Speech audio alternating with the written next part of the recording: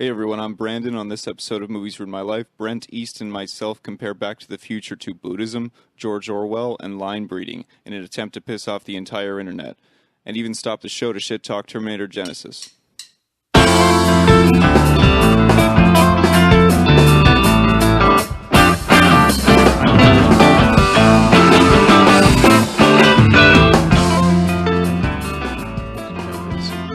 Okay, so Back to the Future, the almost perfect script by Robert Zemeckis and Bob Gale. A script that, while on paper, kind of bounces back and forth between being completely outrageous in its nonsense exposition and masterful in its ability to tie people into the world, and yet when you see that on screen, it brings you in to this exciting universe while also facilitating the role of almost a cautionary tale. And that's what I love about this film, and kind of what I'd like to get into first, which is the fact that this is a super fun franchise. All three of these movies, regardless of what you think of them, they are fun movies. And yet there is that element that it is absolutely a cautionary tale. They're constantly trying to fix their fuck-ups, and then they want to destroy the time machine. Like every movie, they want to destroy the Delorean and kind of move on with their lives because they've realized I've done more harm than good. How do you guys want to kick this off? I don't even know. You can come at it from so many different angles because it is so many different things. Like it's a feel good family movie, but like Marty McFly in the 50s, in the 80s, like like you can't go wrong with that. But at the same time, just cultural significance. But again, as a cautionary tale, like just having that subtext to it all, where it becomes like really sci-fi. Like I'm not really sure how to reconcile it. I wouldn't even know where to begin attacking this. Yeah, I know it is really like it's a great bonkers movie, even if you like look at it like this, it's a good fun family movie where the mom really wants to bang her son. Yeah, exactly. The you know what I mean? Topic of incest comes up really quick until she kisses him, and then she's like, "It's like I'm kissing my brother," and he's like, "Yeah, kind of." And that's the thing about Back to the Future is it's a very fun, lighthearted thing, but there's a lot of really... Warning: if you go back in time, you may have to fuck your mom. Yeah, right. Yeah, but then again, if another really cool thing about Back to the Future is that you watch it as a teenager, and it also makes you realize that as well. Like would you be friends with your dad? Yeah. Would I be friends with my mom? And the thing is, I would not. My dad is a nerd and a stiff. Yeah. And well, I was recently watching that. What runs in the family? I was recently watching that the documentary that Back in Time. Or Back in Time. Yeah. And there, it's interesting because Bob Gale was talking about how he realized that his dad was like the jock and the prom king kind of guy, or the class president and all these things, all the guys that he kind of hated in school. And he and that was kind of the jump off point for a lot of the changes that happened in the script writing process, because this was in development for so long with a couple of studios, which is it brings up an interesting point, when you the other thing there being the whole thing at the beginning where they talk about how no McFly has ever amounted to anything, and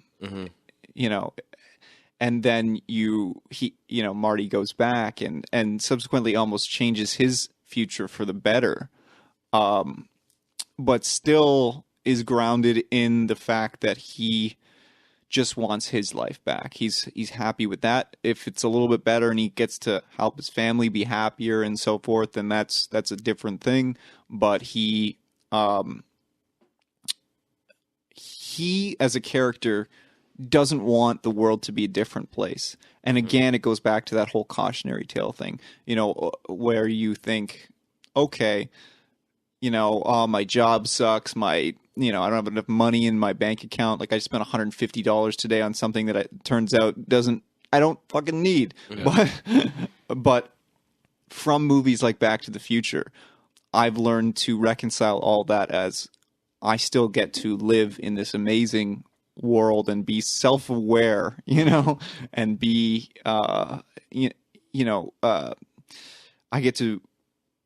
have to. It's my responsibility to treasure every moment, and take the good with the bad, because the smallest instance of good is worth, fighting through all that bad for, and it's all done as subcontext to the film. You have this zany adventure with these wacky out of this world characters, and you have all these life lessons that happen in it, and it's beautiful. And even then, just to go on that whole thing of good, like Marty McFly is so good that it attracts the attention of Doc Brown, who's so much more a senior, just to be like, I'm gonna take you under my wing. You're gonna be my, Neil deGrasse Tyson. I'm gonna take you, and we're gonna go.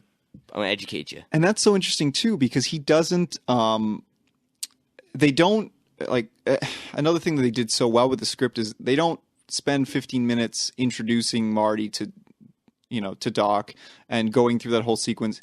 The movie opens up and Marty's looking for Doc, and you're thrown into this world, and you're on this moving train, and with that you can accomplish so much. They never ever treat the audience as stupid. No. Everything that we just talked about subcontextually, everything that's done as kind of plot points, even though there's an extremely large amount of exposition in this film. Oh yeah. They never pander to you as an audience. They never stop the film and go, okay, now here's what's going on, and pat you on the head and rub your belly and reaffirm that this is going to be okay. Yeah, there's no... They just deliver. Yeah. Well, I think of it this way, there's no, when we get classical, there's no, what's the term, like a Shakespearean, chorus. There's no, little interlude being so here's where we are now. Yes. And I like that, that it comes in medias res, the relationships are established. And I mean, what you're saying about Marty just being a good person, wanting to live, and, adapting that to your own life, and just that whole aspect of it, it took me back to the get out of jail party that never actually happened. And Marty's just so heartbroken. He gets it. He's the epitome of the 80s loser cool guy. Yeah. Where he's just man, I understand that high school's bullshit and my family's fucked up and I just want everybody to be happy. Yeah. And he's just frustrated, and he's just running his fingers through his hair, just exasperated, I don't know. And his band plays just way too loud. And then the relationship with Doc Brown, taking him under his wing and that kind of thing, you don't really get that right away, because he's just kind of breaking into his garage and plugging in the amp and just making a fucking mess. So it's here's a shitty teenager, but he's got that heart of gold, and how is this going to come together? Absolutely. It's that weird dichotomy at the beginning of just this is a messed up kid who's just trying to find his place. So maybe going back in time and helping his family and his lineage and all that kind of thing is him just sort of learning to value what he has and find his place in the world, in society, in existence, whatever. But at the same time, it's him understanding the concept of fate. It's almost a Donnie Darko kind of thing, where it's once you understand your fate, would you change it? Or are you willing to accept it and go with it and sort of recognize opportunities as they come, instead of trying, beating your head against the wall over and over, trying to do better and change things, instead of accepting the way they are and being what can I do with this? Yeah. And it's so interesting that you bring up the comparison of Donnie Darko, because it's two films that are very much tackling similar subject matter, but one is done in this very bright and exciting way that's everything's delivered to you as a subcontext of the film, and then you have this other film that's very dark and I don't want to say morose, but it's a little morose. Yeah, it's a little existential, overtly existential. Yeah, and they both do the job equally well, I feel. I agree. Yeah. I wanted to touch on something else that you said, but I can't remember what it was. This is why I need to break out a pen so I can write this stuff down. It'll come to you. Yeah. I quickly did want to go back to that's what it was. So we'll do that first, and then we'll get to my thought. Okay. Doc Brown. Yeah. You mentioned that Marty comes into his house and wrecks the place, basically, for all intents and purposes. He's never scolded. He's never belittled. He's always treated as an equal. As much as Doc is intellectually superior to Marty, he never treats him as a lesser part. Mm-hmm. And it's so interesting that Doc is able to see the strengths of a person who's incredibly different to him in every way: age, aesthetic, temperament. Everything is entirely different, and they see each other as equals. They're best friends. Yeah, and that in itself is again something that you can strive for in friendship. No, there's so many lessons in this film. Oh yeah, that's an awesome point, because I mean, like, going back to what I was saying before about accepting fate and recognizing fate and that kind of thing. Doc Brown doing that. I mean, if I can get super spiritual for a second, think about and I'm so sorry if I'm wrong on this. I'm not an authority, but I mean the idea of Buddhism, of Zen, and that kind of thing. Like, we talk about somebody like Siddhartha Gautama, who achieves enlightenment and isn't. He's like, don't revere me. I'm not special. I just figured it out. Here's how I did it. Maybe that'll work for you. We are all capable of this. We can all sort of be at peace and at one with our existence. And I mean, dude. And that's a great example of someone who fell off the tracks. That's the thing. Doc Brown is Buddha, basically going like, Marty, come on, this is cool. You can do this. We're going on an adventure. Yeah. And we're never going to be condescending. Exactly. Never, It's just like, dude, I'm not better than you. Don't deify me. Like, let's just go. Exactly. It's so true. He's like, sorry, Doc, I kind of broke that huge ass amp in your house and kind of destroyed your whole place. Don't even worry about it. I got this DeLorean. No, the best things are made in Japan. Right. Yeah, that's a great line. Yeah. The other thing I wanted to touch on was the DeLorean and how brilliant that is. Just the element that, first of all, it's. I know everyone already knows that they chose the car mainly because of the gull-wing doors and these things, but I love the idea of a time machine that you can move around in. So you get to this other place and you can still use it to travel. To keep yourself out of danger if need be, keep yourself away from the elements if you need to. It's the idea of a car in itself is a very utilitarian means of time travel, and then they do it in this very gaudy and brilliant way that's amazing.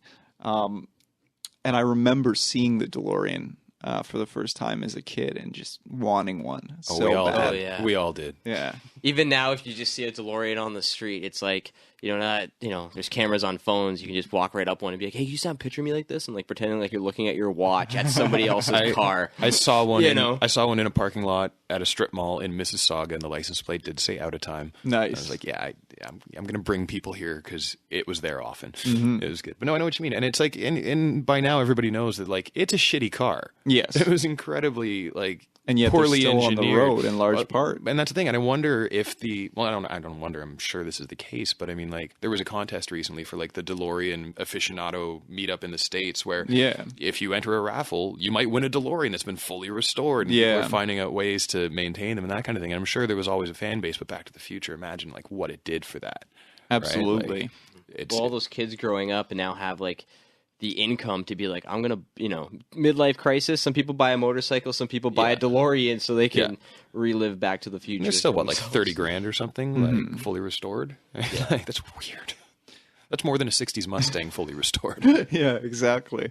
And the fact that they're also doing them up as time machines. Yeah. They're not just doing them up as DeLoreans. Yeah. They're doing them up as time machines. It's like Eat Your Heart Out, Knight Rider. Yeah, exactly. Which, ironically enough, same guy that worked on the panels. Oh, really? Knight Rider worked on. I had no idea. Some of the artwork for the paneling and so forth in Back to the Future. Cool. Really no idea. Which kind of is weird. There's like a weird card fetish going on now. But anyway, I quickly want to talk about the two women in this film, the two central women, which are Leah Thompson And Elizabeth Shue. Wait a second. no, and Claudia Wells. I know. No, I know. We'll get to the Elizabeth Shue thing. Both incredibly gorgeous, first of all.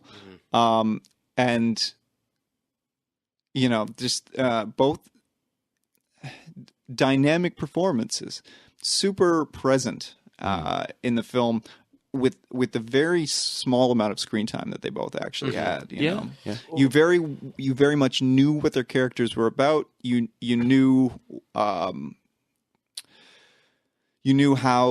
how they would react to things. You understood the ramifications of Marty's actions as they relate to them before you ever got to the reaction scene. Well, like the great thing about Leah Thompson's performance in that film is that there is 3 different versions of Marty McFly's mom. Yes. There's the angry old one. Yes. There Who's is very prudish and yes. Yeah. There's the horny young one.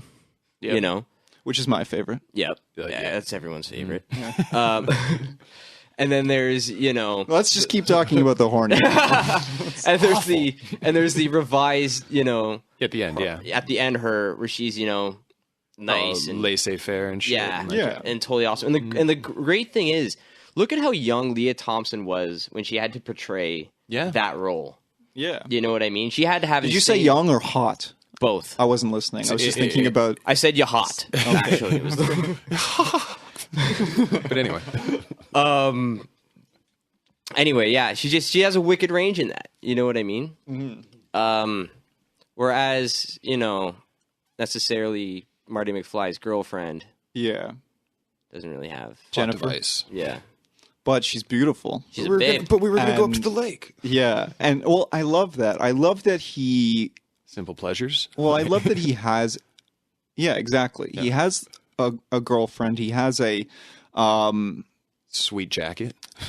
Well, yes, but he has a ground. He's grounded at home. Yeah.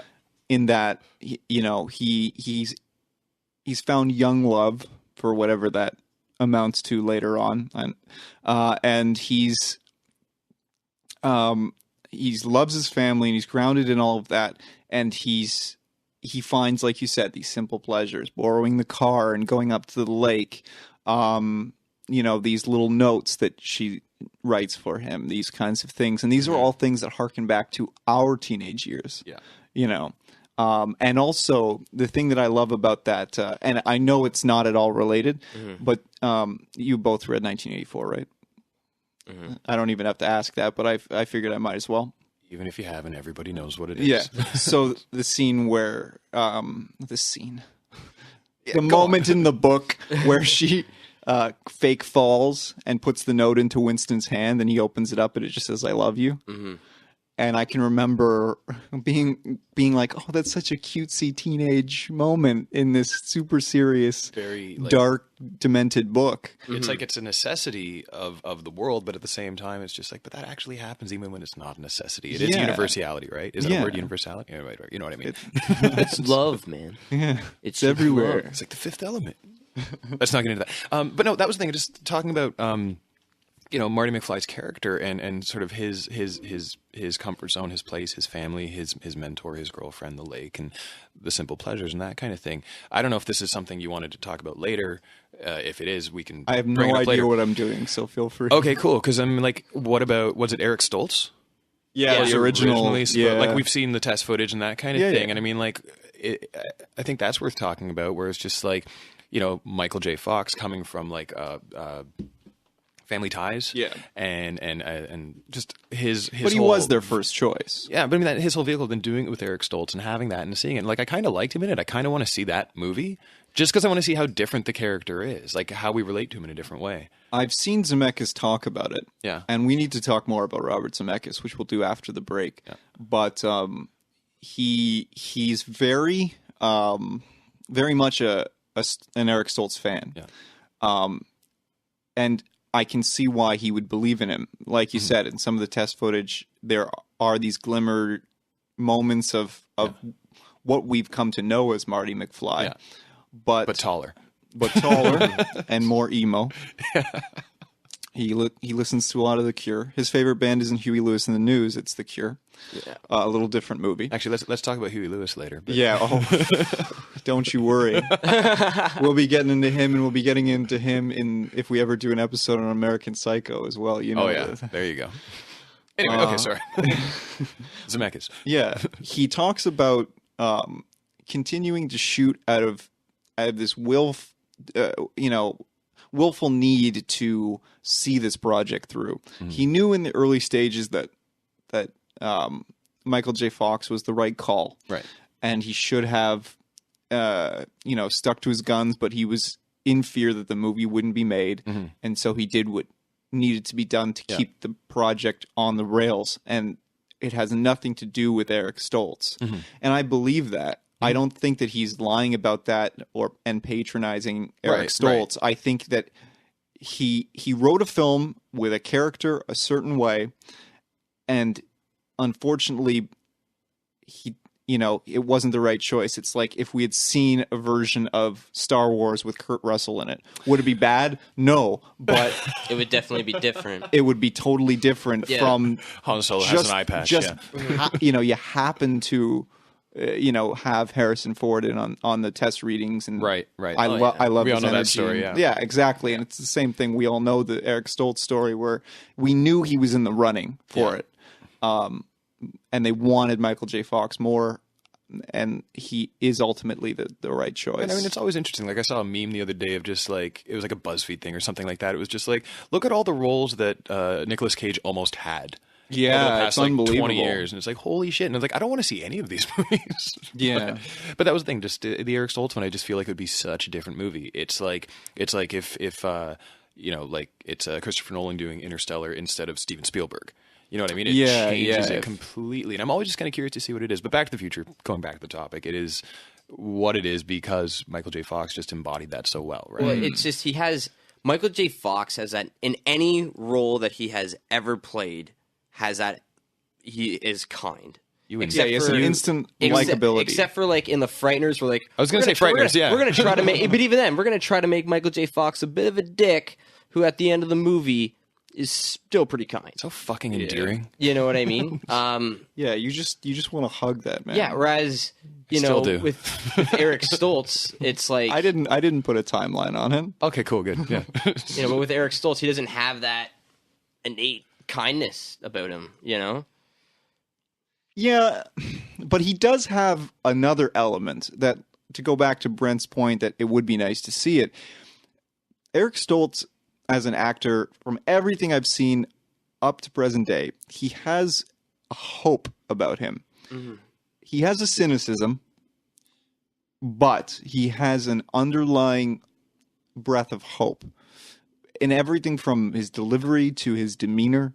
And that might be refreshing.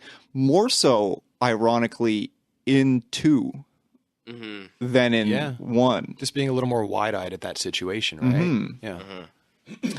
Yeah. You wouldn't have you'd still have, oh my God, Doc, what are we going to do? But you would have that underlying optimism in the worry that, well, Doc knows. Yeah. I'm going to Doc to ask him this because I know he's going to have an answer, or I know he's going to figure it out.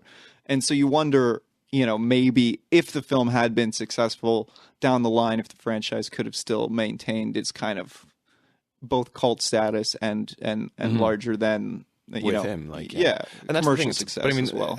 Just the one thing, just thinking about it now, like putting some real thought into it. I mean, the relationship with Doc Brown. I mean, it would be different. It would be effective. It would be really cool and work well into the second movie, as you pointed out. But what's the relationship with Eric Stoltz and George McFly?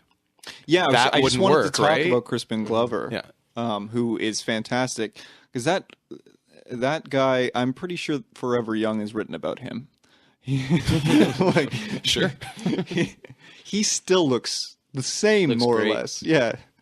Like a fine wine, he is. Yeah. He's such a good counter energy in the 50s sequences with Marty. It's all in his posture. Yeah, maybe. One is his vocal delivery. Yeah, There's so much. Thought. It's a really physical role. Surprisingly, for the lack of time that you get to focus on him as a character. Yeah. You get so much out of it in terms of an emotional connection, and you get what you were talking about, East, where you were saying that you go back in time and you realize that your dad is someone that you don't like, and you get that line with Doc where it's like, oh, maybe you were adopted, and then oh, my dad's a peeping Tom. Oh yeah, yeah. So he brought another element to that role that you have to really admire. And a lot of his reaction shots, to go back to what you're saying about him and Stoltz, are to Eric Stoltz's performance, not to. I didn't know that. Yeah, they didn't reshoot everything. Okay, they didn't just start. I don't know how much they actually shot. I've just sort of like seen the test footage. But yeah. So that changes everything. I got to go watch it again. Yeah, do it. I'm going to anyway. But yeah. Well, I think it's a good time to take a break. Sure. If you guys are up for it, because we should come back. We should touch on definitely on Huey Lewis in the news, and I want to talk about Einstein. I think bringing him in adds another level of Everybody humanity loves to dogs. Doc. Come on. Oh yeah, yeah, and also we'll get into the whole Claudia Wells, Elizabeth Shue mix-up. Yeah. And I just mumbled through Elizabeth Shue's name, so I'll say it again real quick. So we'll be right back.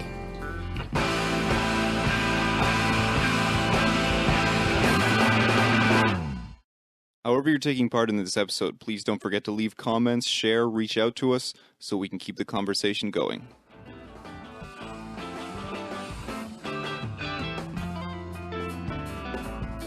Oh, cool. I was just going to say, did any of you guys actually realize how Terminator Genisys really tried to pull a Back to the Future? No. I really only know the synopsis. I haven't seen the movie yet. Sorry. So here's the thing. In the new Terminator Genisys, it's like they are going... GenisYs, you mean? Whatever. Yeah, GenisYs. In the new Sega Genesis. They go back into scenes from 1 and 2. Yeah. Very similar to like in Back to the Future 2. Yeah. How they're going back into scenes from 1. But they don't go into the actual scene, obviously, because it's been too long. True. But it is. It's like Back to the Future on crack with Arnold. And with CG Arnold and old Arnold. And no DeLorean. Yeah. Well, that's your first mistake. Yeah. That's your first mistake. Just a bunch of naked dudes. Can you imagine if Doc Brown showed up in Genisys? Naked? Yeah. Artie, we gotta go back to the future. And then Rick and Morty show up. And they're all just hanging dong. Get swifty.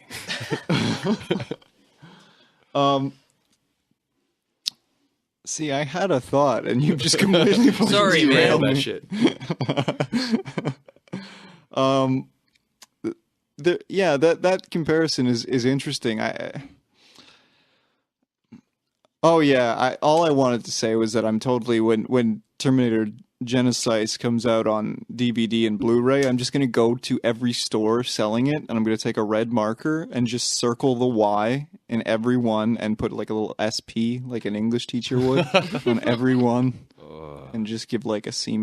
See how many you can do before you get kicked out of the store? Yeah. Oh, I can. Wouldn't be surprised if you could do a couple. Oh, No one's looking at the DVDs anymore. No. They don't even have a camera on that section. No, that's the bargain bin. No one even wants to steal these things. Oh yeah, the coasters. God damn it! Haven't you ever heard of VOD? Say Netflix. It's like a homemade Subway. Yeah, you ever seen that? Yeah. Where people are like, yeah, I made homemade Subway. I'm like, it's called a sandwich. Plus, with Amazon Prime coming into the market, iTunes, all sorts of things. BitTorrent. Wait, sorry, we didn't say that. Yeah, no. I don't know what that means. Oh, it's a protocol for getting like free open domain stuff that we can just share freely and legally. Totally. Yeah, like you pay for it. No. I'm totally like public domain. You know, nobody pays for it because it's just given out for free. Like documentaries from PBS that are like what's the one So you're the sharing. weed one? You're totally sharing stuff that is meant to be shared for free. So it's like archive.org. Yeah, totally. It's totally legit and honest and everything. Okay, moving on.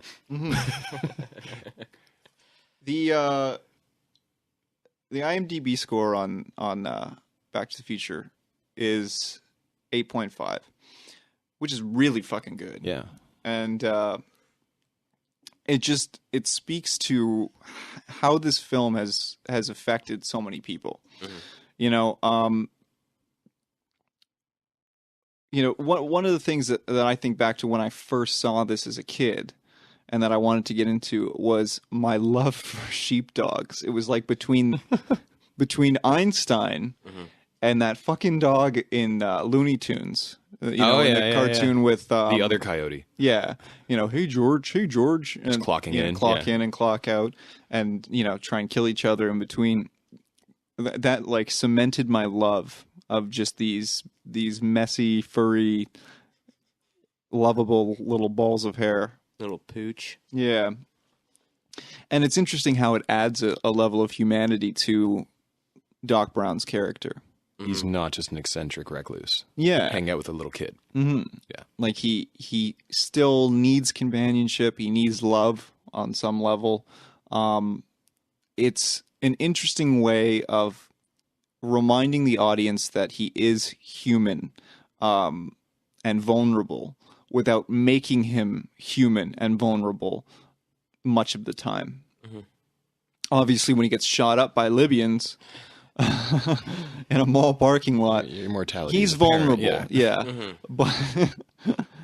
But when they obviously reconcile that, you still have the human element to the character that's been reaffirmed through his connection with Marty and through his connection with Einstein and through his connection in the second film, or actually in both films, with Copernicus, the puppy. Mm-hmm. So let's segue into a little bit of discussion specifically on the second film. This is the lowest scoring on, I think, IMDb and Rotten Tomatoes. IMDb has it at 7.8%, which is still a really respectable score. But relatively. Yeah. But actually, no, 3 is scored lower. My apologies. And then Rotten Tomatoes has it at 63%.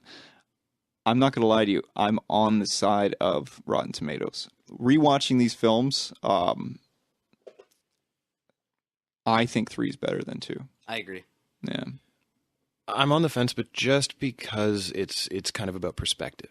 Yeah. I mean, for me, part of it's nostalgia because I remember seeing all the movies when they came out in theaters, and the first one was wild, but it didn't talk to me the same way the second one did because I was really young and product placement is awesome. Yes. Right? Yeah. And so looking at it from that thing, like it's genius for what it is. Mm-hmm. And it still had its really like powerful moments, like when I don't know why, but I remember as a kid watching Back to the Future 2 in the theaters, and when Doc Brown's like in the garage drawing the chalk lines, mm-hmm. and he does the diverging path, he goes, but then this happened, and there's an orchestra sting and stuff like that, and it was just like, it scared the shit out of me. Yeah, like that was very real at that point. It was like, okay, cool, this movie's actually affecting me, not just because I want a hoverboard really badly. Yeah, and it was so effective, in fact, that countless movies have ripped it off their sense. And that's the thing. So, I mean, TV. like Back to the Future 2, like I still think, first one's the best one because it's just kind of the perfect movie. It just kind of works. The second one is a hell of a lot of fun. Hasn't aged completely well, but it's in its age has become, because we've now caught up to it. Yeah, it's become a really cool social experiment and a really cool sort of like a time capsule, right, and that kind of thing. But in terms of quality storytelling and sets and movies and characters and just wrapping up the overarching narrative, the third one takes it. Yeah, because I was introduced to the franchise by watching 1, 3, 2. Oh, okay. Growing up on TV. No, 1 was we rented it, and then 3 and 2 was I had a beta at my cottage, and we used to rent betas. Nice. Cool. That's what you call Betamax. Yeah, I've got a Laserdisc player. Yeah, right. So for me, when I watched 1 and 3 are very similar in how the story is told. You know what I mean? Marty goes back in time. He stays in one area for a while, and then 3 gets capped off. And they have a whole feel-good aspect to both of them, 2 is straight up somebody making that movie was doing a lot of blow. It is really all over the place. There's product placement, selling shit right, left, right, and center. But I do like the homage to Jaws 12. Is it? Yeah. Because Wasn't it 19? 19. Whatever. Okay. In a But fucking 3D. yeah. He got 3D movies right. They got flat screens right. I don't know. They got Pepsi right. Hoverboards technically sort of exist. Yeah, kind of, sort of. But in any case, I like that because for Zemeckis and Bob Gale, Spielberg has been, a champion of both of them. Seen the incredible work that Robert Zemeckis specifically can do, and been a true fan and a true friend to him. And I think that spoke volumes to me about the humanity in the filmmaker. Seeing that, I didn't see it as anything other than this is a tip of the cap to our exec producer who is a good friend of mine. Yeah, true. I just that's a good point. I just look at 2 as more or less just being like, but don't worry, there's going to be a third one. This thing's going to cap off. Well, it's interesting too because the VHS that I have for Back to the Future has the to be continued shit on it, which they took away for the Blu-ray, right? Yeah, I heard about that. Yeah. Well, it was like they were saying in that documentary back at time that to be continued at the end of the VHS was strictly Added to the VHS. Yeah. for that alone. Because this movie came out, I'll put this in context. I had to see this on VHS. We aren't part of the audience that would have gotten to see Back to the Future in its original theatrical release because we're all at least a year or born a year removed from the movie being released. So it was already on home video when we were becoming alive. what year so did it unless come we out? had a DeLorean, Wait, what year did it come out? 85. 85? Yeah, no, I was old enough to go to movies. Well, Well, look, la-dee-da. well, you look remarkably young, my friend. Thank you, sir. Yeah, you look wonderful for your age. But anyway, go on. So, yeah, no, the VHS was a necessity. No, I just want to hit on you now. DVD didn't exist. Stop it. Let's talk You'll about look, like, DVDs. you'll, look like Jesus. you'll look like a young Crispin Glover. I also look like an old Crispin Glover. Which is the same thing. Exactly. Okay, so let's talk about it, the recasting, because we said we were going to get into that a little bit. To Elizabeth Shue, Right. And It's beautiful. to be honest, Adventures in Babysitting, man. I'm just saying. Dude. she's the other one? I don't know. Was she in? Was not a fan of the haircut, but she is beautiful. In any case, It's not even a hair. I'm pretty sure that's just her. She has the same haircut in every movie. Doesn't she? I know. I just think she's badass. That's all. I think. Hollow Man? Yeah, man. I think that this film they were trying Hamlet to 2? obviously make her look as much like Claudia Wells as Yeah. I don't know why possible. they just didn't get Claudia Wells back. It Her was mom was sick. Yeah. Oh, okay. She was originally cast to come back. She wasn't in another film until recently, till the 90s maybe. Yeah. Because she had personal shit, and which is also kind of an interesting underlying message that the film promotes. Okay, well, no problem. We'll just get Elizabeth Shue. You got to do what you got to do. It's kind of a nice level of humanity to the filmmakers. In finding that out retrospectively. God, everything's so wholesome. Yeah, I know. This is making me sick. But the recasting, they reshoot the final sequence of the first film with Elizabeth Shue, and it's almost perfect. With the exception of Christopher Lloyd's delivery, and it's so interesting that they talked about in that same documentary that we keep alluding to, which basically, if you're listening to this episode, just watch Back in Time. Yeah, because- turn this off and go watch that. Yeah, and then come back and listen to this though, because we need the download numbers. We need to make the big bucks that you get from download numbers. Podcasting. Yeah. Yeah, Totally. Yeah, this is Totally. This is why we do this. It's the YouTube views. Mad cheddar. That's what it is. But in any case, where they're talking about, I forgot where I was going. If I knew what you were trying to say, I would help Reshooting you. the final Yeah, scene. reshooting the final scene, and they go into this world, and they realize that they've got Elizabeth Shue's character now, so they have to essentially knock her out. Yeah. and they have to work that into the script. They have to get Jennifer to be away from the action for long enough that they can kind of do something with Marty and Doc and get that interplay back that everyone loves so much. And it's interesting that they totally screwed themselves with the first ending, but they decided, you know what, we're gonna run with it. Yeah. We're gonna keep building this world. And I love that these movies happen. They all happen back to back to back. Because again, it just serves as an extension to that whole cautionary tale element of it, where it's like we're on one adventure, it's one big adventure, and then destroy the DeLorean, but not live our lives because we've learned our lesson about time travel. Well, that's the thing. It goes off the rails, and then they literally put it back on the On rails with rails. a fucking train. Anyway, Yeah. go on.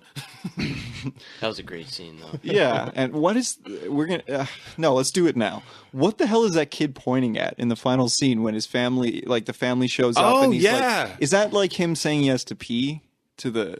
Yeah, because he's kinda- I've seen. What is with I that? never even really thought of that. Yeah, like is he telling producers like stop the fucking tape? I gotta pee. Like what is he doing? And wouldn't it have been hilarious if he just let it go? Yeah, right. At that point. Christopher Lloyd's got one kid that pisses himself. It's a problem. We're aware of it. You know, diapers haven't been invented yet, Yeah. so just That's why we're in modern day with this train. Pick up some Pampers It's a or Huggies, yeah. whatever you prefer. Right now, I got him in a potato sack with some nuts. that doesn't hold anything. But in any case, Yeah. so we already talked about going into 2015, and I love the idea of the sports almanac coming into things because That was well done. because that's what we all would do. Yeah.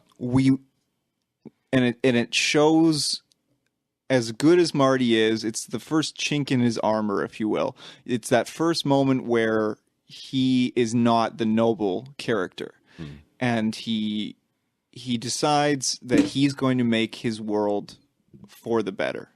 You know, he's going to fix the game. And it's so interesting that blows up in his face. And while I'm not as big of a fan of this film as I am of 1 and 3, it's still a great film. I still watch it regularly.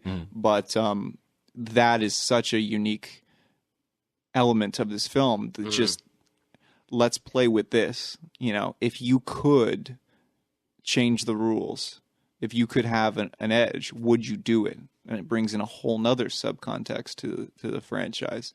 Just these moral messages. Are we doing a fucking John Hughes panel, or are we talking about Back to the Future? But yeah, it's really nice. It's a really fun. Maybe the execution isn't great, but it's fun going along for the ride, watching someone realize, oh no, I've made a big mistake, being selfish. Yeah, but not only that, but it's also great because it shows how also imperfect Marty is, and it's really the first kind of shred of him being an imperfect human being. Yeah. In that entire franchise. Yeah. You know, is really just that one thing that he did. It was that time he took credit for that song in the first movie, right? Well, he didn't take credit. But he was like, "This is an oldie where I'm from," and I'm like, "Man, you're kind of fucking with shit right now, man." Yeah. Obviously, not the same, not as bad, but that was one of those moments where I'm like, "No, don't take that away." By the way, Yeah. I have to put this in. We have a friend of ours who shall not be named on this episode, who has done an edit on the scene from Back to the Future 1,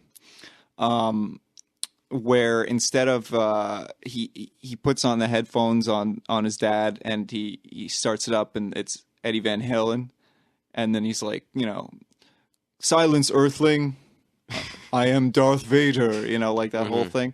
And he's recut it with, instead of Van Halen, it's Dillinger Escape Plan. That's wonderful. And it's brilliant. It's so good. Now, I was apprehensive about bringing this up because there's also a clip of him making fun of me with a stone face playing an acoustic song. Just keeps recutting this one facial expression that I make. So if you do find this on YouTube, feel free to find that other clip and make fun of me Oh, okay. along with him. But yeah, it's so interesting how like Van Halen is so out there for people in the 50s, and then now like you know, you did the same thing with your dad with someone like Dillinger, Yeah. and it would just be he would think you were from another planet. He would honestly think that you were, you know, if you were just like, silence, I am Kylo Ren or something. Oh yeah. Wow. Well, it's funny. It's like my parents didn't even get the music that I played until like 2 years ago. Yeah. You know, same. and they were like, okay, and it wasn't even so much like they got the music that I played as much as they were just like, well, he's not going to change, so we might as well just accept him. Finally, he's an adult. My kind mom's of. a huge Sleeper the Nightlife fan. In all seriousness, she sports like all of our T-shirts and has all of our records and tells people about the band. I think that she's probably got us more online sales than actually playing shows. Wow, wicked. Yeah, thanks, Mom. Let's get back to the Future. What the fuck? Yeah, I could have gone somewhere with that, but we're not going to do it. That's something else I do like about doing this. Is that I don't like being embarrassed about where you come from, and so like we did go off in this departure about, you know, where we come from, the fact that we play music, you know, and the other things that we do in our lives, and I love that about Marty's character. I love that he's never ashamed that he comes from a family that per se is from the wrong side of the tracks. Yeah. He's never Yeah. he's happy for his dad when he writes this really fucking strange sci-fi novel. Mm-hmm. He's you know, he never belittles his uncle, you know, that he sees in the future. He just says, you know, you better get used to those bars Yeah. or whatever, but it does it in a playful clever, way. yeah. Mm-hmm. And you know, he's a character who's so comfortable in his own skin, it's something to aspire to. Yeah. With the exception of the almanac. But I mean, that's the thing. That's still, again, the real temptation. It's like, would you do it? Would you not? Maybe you would. You probably would. But you might actually think better of it when you get a sense of your place in, like, the time stream. Yeah.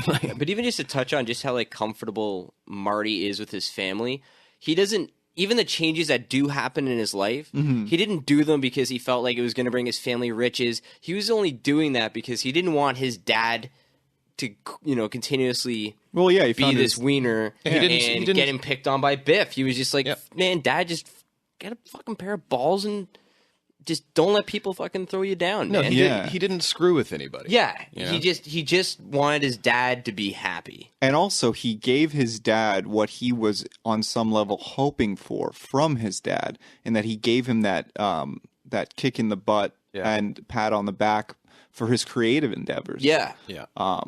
You know, which they never really got an opportunity to touch on. His mom supports him in some of the later sequences, the future sequence in 2, talking about how, you know, he never got to, you know, his life would have been different if he just kept playing in a band kind of thing.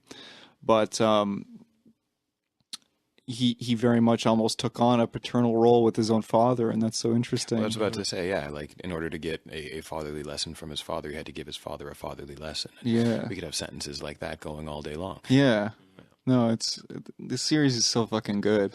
Really, it's upsetting. It just makes you feel like a failure. I know. Oh, let's not go there. But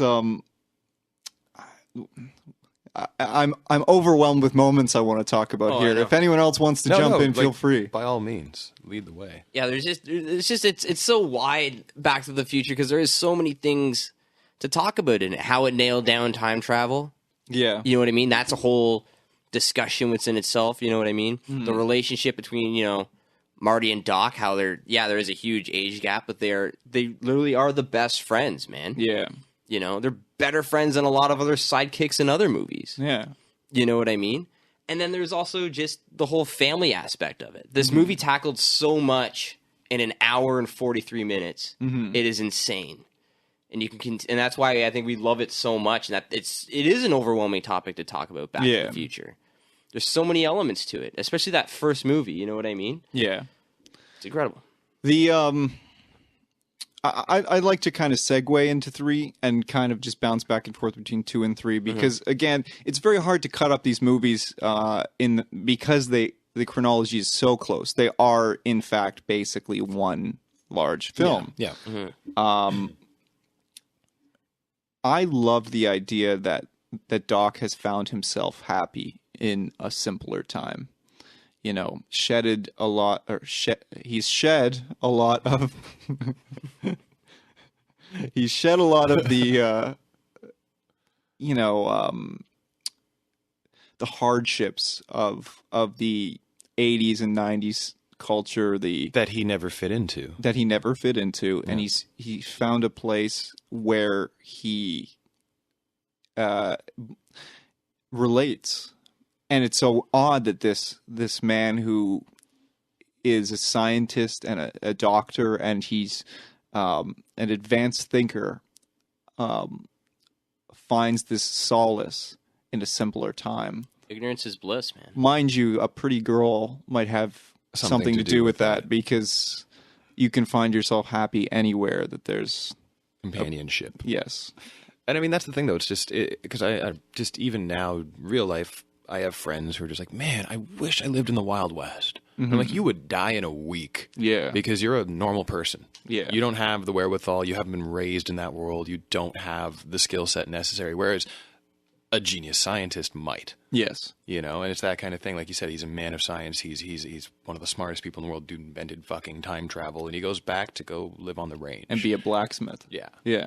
No, that's fantastic. And I mean, that's the only way it could work. Yeah. You know. But did he fully live on the range, though? No, he lived in a town. You know what I mean. Well, no, but even then, at the end of 3, it's like he shows up in with the time traveling train, yeah. and then he flies into other times. But they were still dressed like, you know, like of the period. So maybe that's their home, and they just go on vacation. You know? Yeah, it just harkens back to the whole Jules Verne connection for him, and all his kids' names. Yeah, Jules and Verne. Yeah, but the other interesting thing that they did in 3 is they actually brought back a character that was only alluded to in 2. When Biff has the casino in 2, there's that video playing outside that talks about his cowboy relative, and they bring him in as the antagonist. I don't remember in 3. that. Yeah. Oh, Wow. Yeah. I gotta look at that again. Which is so cool, and I wonder if they knew where it was going. Yeah. Or if they got there and they realized, wait, what do we do? We've already written this. Yeah, I think they did, because 2 and 3 were shot back to back. Yeah, and they were released. I think like a year apart. You know, which is what's so funny, because I think when did 2 come out? 2 came out in what, 90? 89, 89, and then 3 was 90. Yes. Yeah. So it's because it's really funny, because in 2 and 3 they're still going back to modern time, which is still in the sequel 1985. Mm-hmm. You know. Now, does anyone find it odd that Leah Thompson is brought back as kind of Marty, his wife, in the third one? Like it's obviously his father's ancestry on that side, right? The name McFly. That he encounters, and Leah Thompson's character, or someone that resembles his mom, is married to Marty's. Let's call it fate and not incest. Yeah. Let's do that, and I'll take it. I don't question it, because we get Leah Thompson back again. But I mean, there's a smaller gene pool back then, Yeah. right? So maybe that just has something to do with when they settled in the town, and it happens, and they're far enough apart that there's no actual, biological issues. It's fine. Oh man, I just really want to talk about Marty's cowboy outfit when he first gets sent back. Yes, and that's what so good. 50s Doc thinks that cowboys look like. Love it, because he doesn't know Clint Eastwood or any of the references that Marty's making. Mm-hmm. Yeah. So he sends him back as his fucking howdy doody. And wasn't it like neon pink and powder blue or something? Yeah, like that, it with was like like yellow cyan fringe or or something. something, yeah. Like, Such a gnarly outfit. Yeah, I would rock that. well, just like, hey, like what the life preserver comment in 2. Yes, You know, the like life preserver comment was so good. They all think he's a sailor. Yeah. Again, going back to that, that's a fun theme I never actually thought about until just now. And the Calvin Klein underwear as well. Yeah. I think he wrote his name on his underwear. Yeah. Yeah. Because that's what you did back then. Because you only had so many pairs of underwear. Yeah, you got to keep those things under control. I have never written my name on underwear. No. I went to well, camp not on my once. own.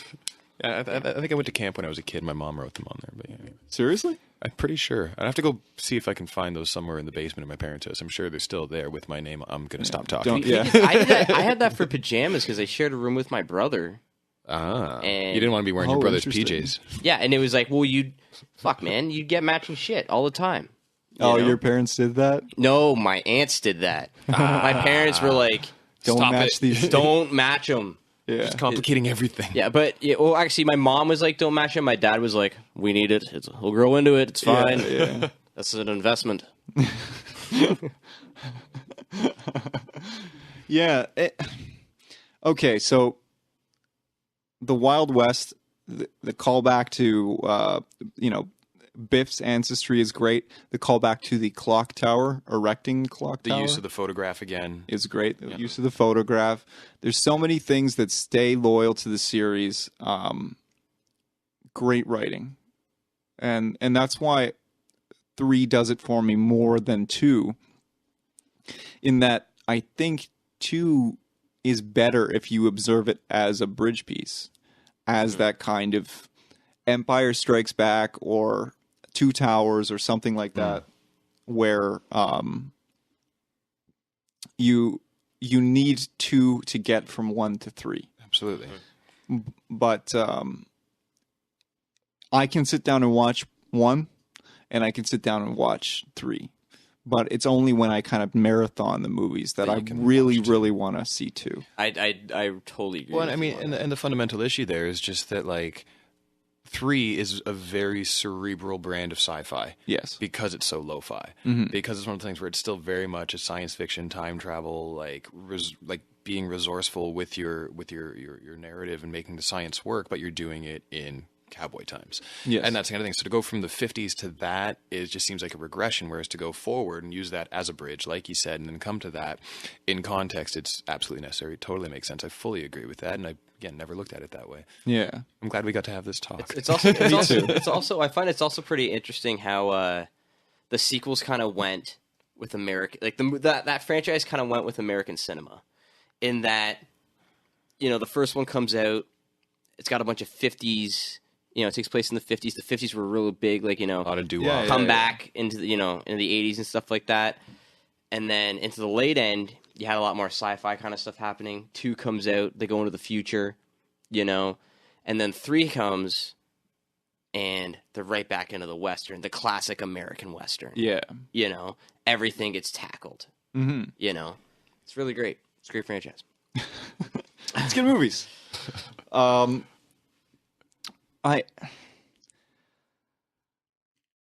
What else do we need to talk about? Now, you know what? This is a good time to take a break. Come back. We'll wrap up this series. And, I think this is a franchise that no matter how we talk about it, we'll never do it justice. And so I think we should just come back and pay our respects the best we can. Calling a guy sexy voice, that's like saying, "Hey, idiot, look at your stupid gigantic dick." Like, I mean, Brent has like this voice that's totally classic radio, and it's really interesting. I'm not bagging on him. I'm just saying he has a sexy voice. Get off my back.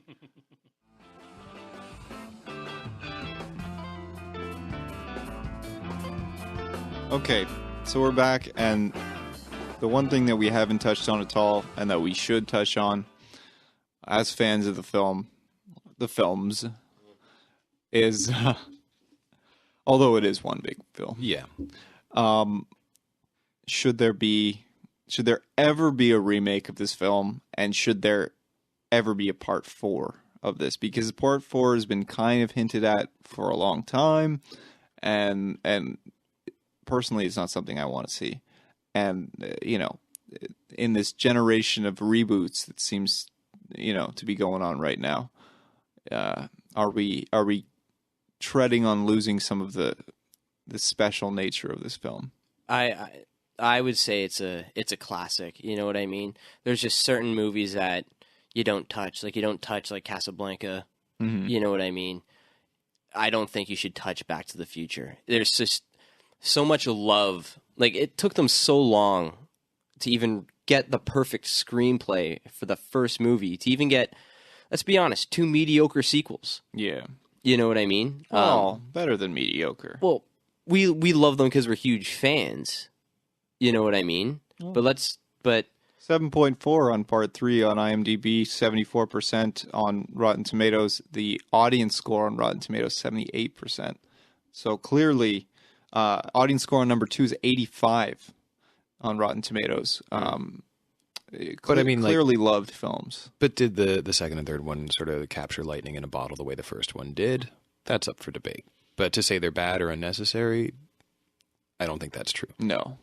Fair enough. But I just don't think it should be touched. There's just so much magic in that first one. And who would you like? That's the big question. Like, who do you trust with it? In terms of cast, in terms of writing, in terms of directing, in terms of, visual design and Even all that kind of sound stuff. Design. Absolutely. Oh, for sure. Like the score, right? The score Like- is masterful. And that's the thing. So, I mean, it's one of those ones where, like, I want to be hopeful. I want to be Eric Stoltz here and just, like, be like, you know what? It is possible for someone to do something with the franchise, with the world, with the playground, like we talked about with Evil Dead, where it's Yeah. just like there is something there, I think, worth exploring. But reboot culture pisses me off. It very, very, very rarely works. Yeah, because And- they really hit the mark. And that's the thing. But So is it this impossible? doesn't need a remake or a reboot or a recast or anything like that. Like, I agree with East, don't touch it, right?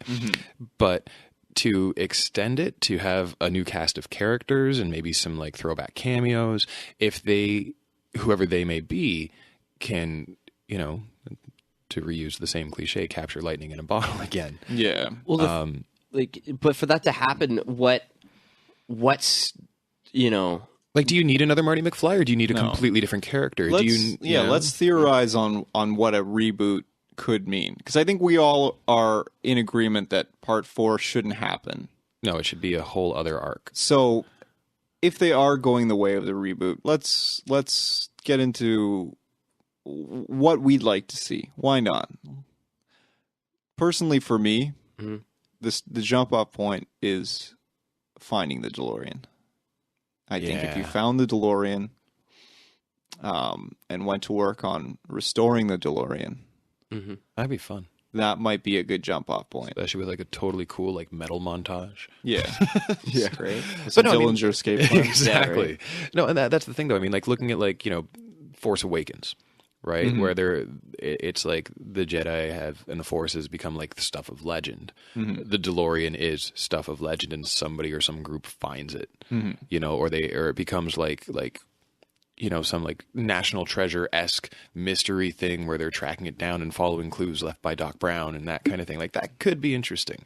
Conversely, you could do it very much in the way of someone finds it and give Christopher Lloyd a cameo where he is kind of warning them Yeah. of the effects. Yeah. He reaches out to them, and realizes maybe they visit a time, maybe they go back to November 12th, 1955.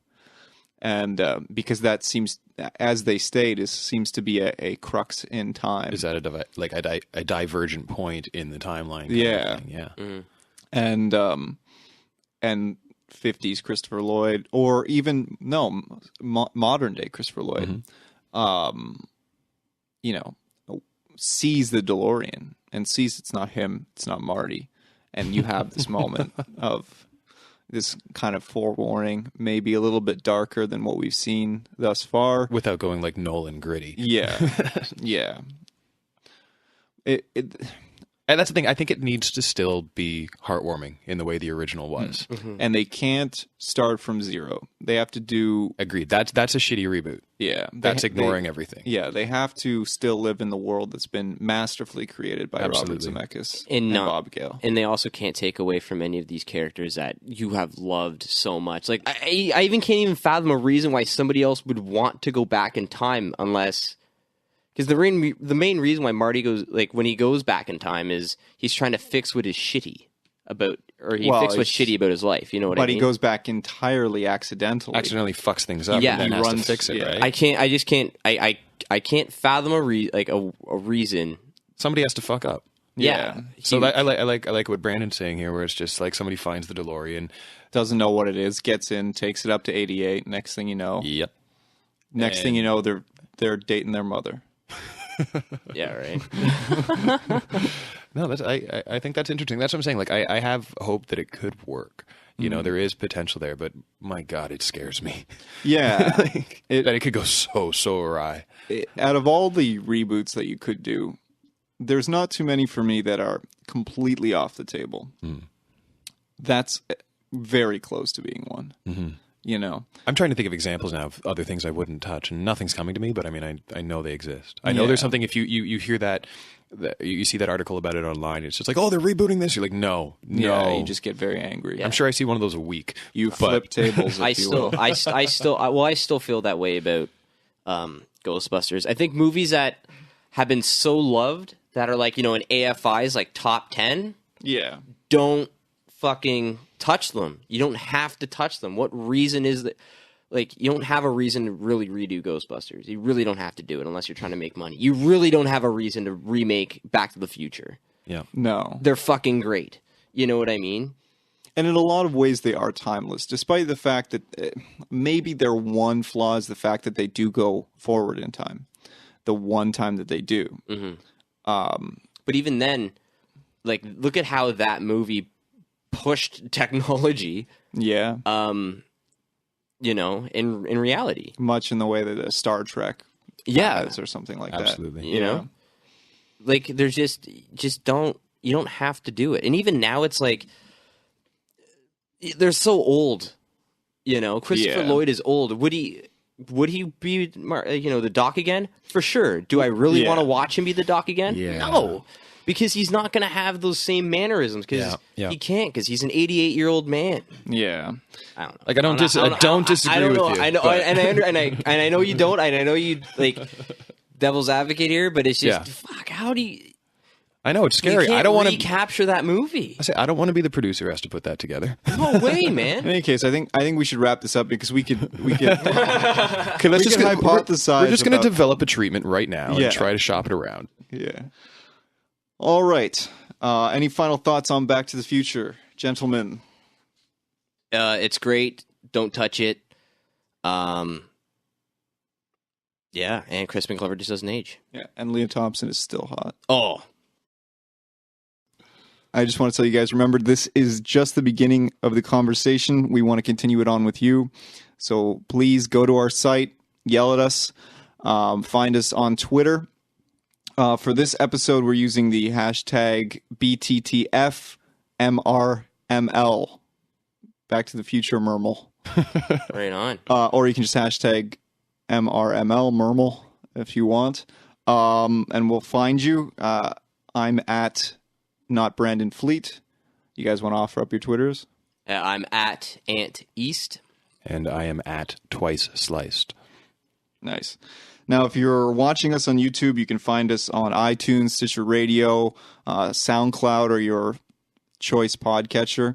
If you're listening to us on one of those services or another, you can find us on YouTube. So visit our channel, see what other cool stuff we're getting up to.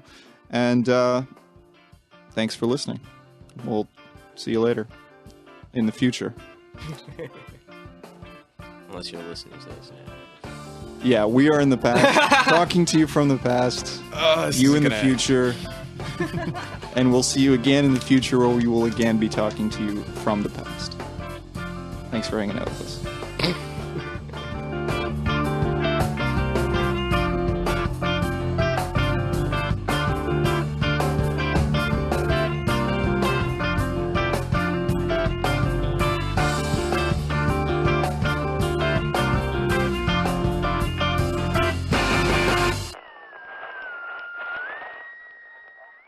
By the way, do you guys remember that Billy Zane is in Back to the Future? He's one of the buds. He's one of Biff's boys. Yeah. Billy Zane's been in like some pretty hilarious movies, man. Yeah. I didn't realize it was him in friggin' Titanic at first. My favorite thing about Billy Zane is when he gets I love when he the gets- Phantom, when, actually. when he gets killed off in Critters. He's the only one to actually not get put back together. And if you think about it, at the end of the movie, this whole family's rejoicing